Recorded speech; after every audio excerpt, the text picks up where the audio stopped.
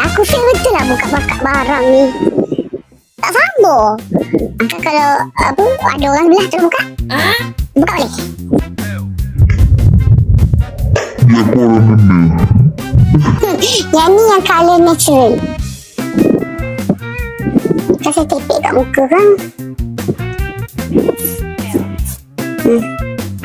Ibu lah. Habis dah kena tuduh putih hitam aku.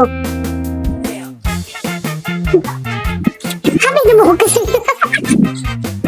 Yang ni yang translucent. Translucent ni halus tau. Bedak translucent dia halus. Oh, habis dulu. Ya Allah. Apa Elin?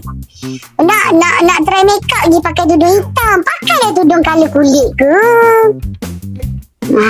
Tak apalah basuh. Jadi kalau tak nak pakai lipstick pun dah boleh pakai. Yang ni saja. Kalau nak pakai atas lipstick pun boleh. So dia ada function untuk plumping, untuk lembutkan. Yang ni. Thank you Aisyah. Jadi yang ni untuk ini. Ada lagi ni. Dia orang beli, Kak Su beli, Aisyah beli, Shin beli.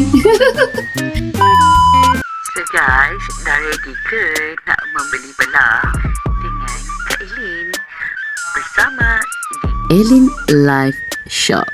Okay, Elin Live Shop. Okay. Mesti tak sabar kan? Whoosh. Ya, saya dah jampi awak beli dengan saya. Alright, see you again.